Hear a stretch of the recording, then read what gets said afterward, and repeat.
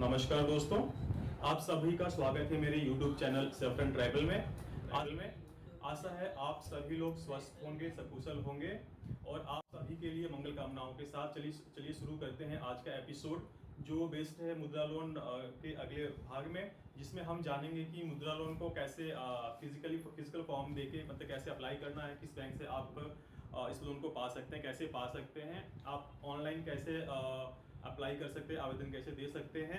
उसके बाद हम जानेंगे कि ये लोन मतलब किस टाइप के लोन पे टाइप का लोन इसमें मिलता है, और उसके बाद जानेंगे कि वो कौन सी साइट है जहाँ पे जाके आप ऑनलाइन इस लोन को अप्लाई कर सकते हैं। उसके बाद हम जानेंगे कि आप कौन से नंबर पे मतलब कहाँ पे आप अगर आपको मुद्रा लोन लेने में किसी भी तरह की कठिनाई आ रही है तो आप कहाँ पे इसका कंप्लेंट कर सकते हैं, और वहां से आपको सहायता जो भी टाइम फ्रेम होता है उस टाइम फ्रेम के अंदर अंदर आपको सहायता मिलेगी। उसके बाद हम जानेंगे कि ये किस फॉर्म में आपको ये लोन मिलता है। तो चलिए शुरू करते हैं। दोस्तों, आप ये क्या कहते हैं, मुद्रा लोन का जो फॉर्म है वो आप ऑनलाइन जाके मुद्रा के वेबसाइट से भी डाउनलोड कर सकते हैं। ये फॉर्म दो तरह के फॉर्म्स होते हैं, मतलब आप लोगों को ऑलरेडी प्रीवियस वीडियो में मैंने आप लोगों को एक्सप्लेन कर दिया था कि 3 कैटेगरी में इस लोन को वर्गीकृत किया गया है। पहला था शिशु, जो 50,000 तक के लोन के लिए है। उसके बाद है किशोर में 50,000 से लेके 5 लाख तक का लोन आप ले सकते हैं। और उसके बाद है तरुण की कैटेगरी में आप 5 लाख से लेके 10 लाख तक का लोन ले सकते हैं, जिसे अगले वित्त वर्ष में मतलब कि नई सरकार जब फॉर्म होगी तो उस लोन की जो टोटल अमाउंट है उसको 20 लाख कर दिया जाएगा। तो उस 20 लाख को पाने के लिए आप लोगों को किस किस प्रक्रिया से और क्या क्या उसके लिए रिक्वायरमेंट्स होगी, तो उस बारे में जैसे ही उसका रूपरेखा तैयार होगी तो मैं उसके बारे में भी आप लोगों को बताऊंगा। तो चलिए शुरू करते हैं शिशु के लिए। तो शिशु में आप देख सकते हैं फॉर्म एक बड़ा सिंपल सा फॉर्म है, बेसिक से इन्फॉर्मेशन आपको देनी है, बहुत कुछ ऐसा है नहीं कि आप लोग नहीं भर सकते हैं। तो शिशु में है, शिशु के फॉर्म में सबसे पहले आप लोगों को अपना जो फॉर्म है, फॉर्म पे पहले देख सकते हैं कि उसमें सबसे पहले आपका अपना नाम डालना है। सेकंड कॉलम में है फादर्स नेम और हस्बैंड्स नेम।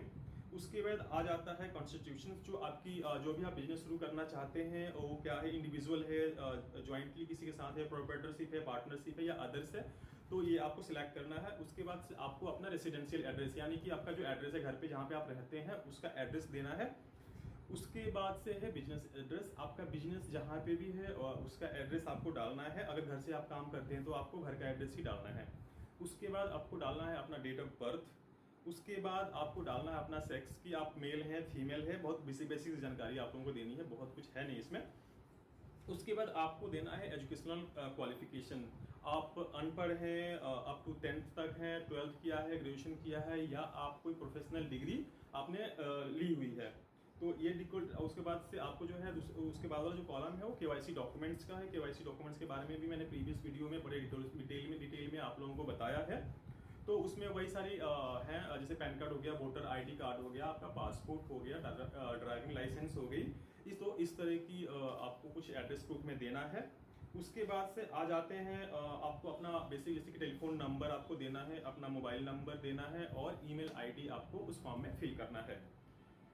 उसके बाद हो गया लाइन ऑफ बिजनेस, कि आप किस बिजनेस में हैं, आपकी बिजनेस जो है वो ऑलरेडी एग्जिस्टिंग है यानी चल रही है, या जो आपके जो बिजनेस है जो आप काम करने वाले हैं प्रपोज्ड है, जो कि अभी धरातल पर नहीं उतरी है, तो ये डिटेल्स आपको डालना है। उसके बाद जो कॉलम आता है बहुत ही महत्वपूर्ण है, वो है उसके स्किल्स के बारे में है, कि आप स्किल सर्टिफाइड हैं, आपने किसी इंस्टीट्यूट से किसी हुनर को सीखा है, काम को सीखा है, या सेल्फ स्किल्ड है, आपने इस काम को खुद ही सीखा है, या आप अनस्किल्ड हैं, या कि आप मतलब आपको कोई भी काम नहीं आता है। तो ये भी आपकी डिटेल्स डालनी है। उसके बाद आ गया कि आप सोशल कम्युनिटी, जैसे कि आप किस वर्ग से आते हैं, एससी से आते हैं, एसटी से आते हैं, ओबीसी से आते हैं, माइनॉरिटीज से आते हैं। अगर माइनॉरिटीज से आते हैं तो आप किस रीजन से आते हैं, ये डिटेल्स आपको डालना है, क्योंकि इसमें थोड़ा एसटी, एससी, ओबीसी और माइनॉरिटीज के लिए थोड़ी सी रिबेट दिया गया है लोन में, मतलब कि कुछ प्रतिशत का रिबेट होता है इस लोन में। और उसके बाद से आपको देना है लोन अमाउंट रिक्वायर्ड, आपको कितना लोन लेना है, मतलब कि आपकी कितनी लोन की आवश्यकता है वो डालना है। उसके बाद से आपको डालना है, अगर आपका जो अकाउंट की डिटेल्स है वो आपके अकाउंट के डिटेल्स को डालना है। बहुत कुछ है नहीं। उसके बाद से आप नेक्स्ट पेज पे जाएंगे तो उसमें आपको डिक्लेरेशन देना है कि आप इस लोन को डिफॉल्ट नहीं करेंगे, यानी कि आप कोई फ्रॉड नहीं करेंगे। और फ्रॉड के केस में बैंक जो है आपसे ये लोन की रिकवरी कर सकता है। लोन की रिकवरी के लिए मुद्रा ने एक रिप्रेजेंटेटिव अपॉइंट किया हुआ है, तो मतलब कि वो लोग आ सकते हैं और उस लोन की रिकवरी कर सकते हैं।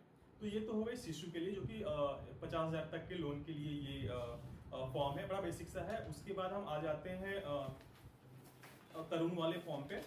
तो क्या कहते हैं, तरुण और किशोर और तरुण के जो फॉर्म्स हैं उस पर आ जाते हैं।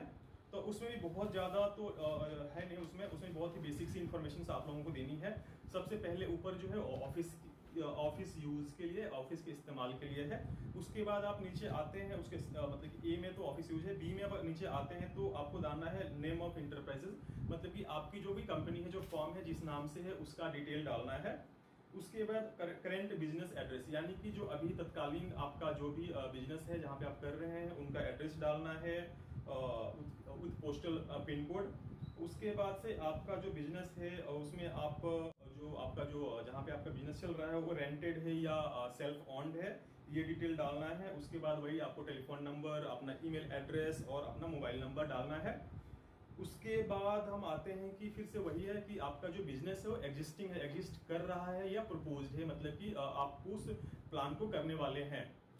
तो इसमें ध्यान रखिएगा कि अगर आपकी बिजनेस एग्जिस्टिंग है और आपके पास ऑलरेडी प्लान है, आप बिजनेस कर रहे हैं, तो उसमें जो आपकी लोन की इंटरेस्ट रेट यानी कि ब्याज दर होगी वो थोड़ा कम होगा। और प्रपोज्ड है तो उसमें थोड़ा ज़्यादा होगा, क्योंकि उसमें रिकवरी की गारंटी थोड़ी कम हो जाती है। उसके बाद से आपका जो भी आपका बिजनेस है वो रजिस्टर्ड है या अनरजिस्टर्ड है, तो उसमें टिक करना है। उसके बाद से आ जाता है स्किल सर्टिफाइड, मतलब कोई आप स्किल सर्टिफाइड हैं या सेल्फ स्किल्ड हैं। स्किल सर्टिफाइड मतलब कि आपने वही कि कहीं से आपने ट्रेनिंग ली हुई है, आपने सर्टिफिकेट लिया हुआ है। उसके बाद से सेल्फ स्किल्ड हैं। सेल्फ स्किल्ड में वही है कि आपने खुद से अब वो काम को सीखा है। उसके बाद से है अनस्किल्ड की, मतलब कि आपको कोई भी काम नहीं आता है, तो ये विवरण आपको वहाँ पे देना है। उसके बाद आ जाएगा वही कि आप सोशल कम्युनिटी यानी कि ST SC OBC या माइनॉरिटीज से हैं, तो उसको क्लिक करना है। उसके बाद से आ जाएगा कि background information of proprietorship partners and directors. अगर आपकी कंपनी में कोई पार्टनर है या डायरेक्टर्स हैं तो उनके डिटेल्स आपको सारे डिटेल में डालने हैं। उसके बाद है names of association concern and nature of association. तो इसमें आपको जो भी आपके साथ जो बिजनेस पार्टनर्स हैं उनके सारे डिटेल्स डालने हैं। इसमें बहुत कुछ है नहीं, अगर नहीं है तो आपको ब्लैंक छोड़ देना है।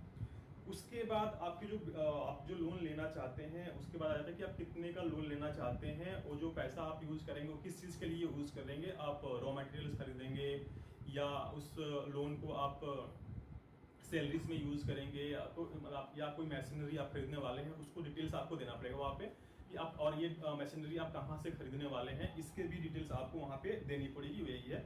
उसके बाद से टाइप्स ऑफ लोन में है कि आप कैश क्रेडिट लेना चाहते हैं, टर्म लोन लेना चाहते हैं या ओडी लेना चाहते हैं, तो ये आपको वहाँ पे देना पड़ेगा।